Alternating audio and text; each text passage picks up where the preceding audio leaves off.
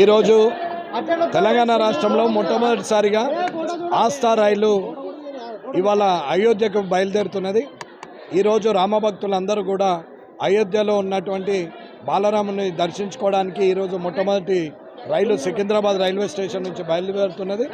రాబోయే ఇంకో 15 నిమిషాల్లో బయలుదేరుతుంది. ఇవాళ ఉన్నటువంటి ఈ భక్తుల జనసందోహం అంతా చూస్తున్నారు. కాబట్టి ఈ రైల్వే స్టేషన్ నుంచి ఇవాళ ఇదేళ్తూ రేపు కాజీపేట నుంచి అక్కడి నుంచి బయలుదేరుతుంది ఇంకొకటి.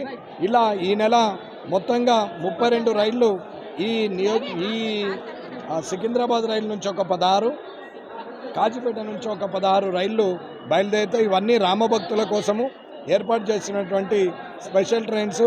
ఈ భారతదేశంలో గౌరవ ప్రధానమంత్రి నరేంద్ర మోడీ గారు గత 500 సంవత్సరాలుగా హిందువులు ఏదైతే బాధపడుతున్నారో, ఎవరినైతే నిర్లక్ష్యం చేసిన ఆ రామచంద్ర మహాప్రభుని తీసుకొచ్చి తిరిగి మరి పునఃప్రతిష్టాపన చేసి ఇవాళ అయోధ్యలో బాలరాముని ప్రతిష్ఠించారు. కాబట్టి ప్రజలందరూ ఆయన దర్శనార్థం వెళ్తున్నారు. కాబట్టి ఆ శ్రీరామచంద్ర మహాప్రభు చేసినటువంటి ఈ రాజ్యంలో మనము ఈ సమయంలో ఈ తరంలో మనం పుట్టడం అనేది మన అదృష్టం, కల్లారా చూసే యోగ్యం ఉంది. కాబట్టి అందరూ కూడా రానున్న రోజుల్లో రామభక్తులందరూ కూడా అయోధ్యను సందర్శించుకోవాలని కోరుకుంటున్నాం.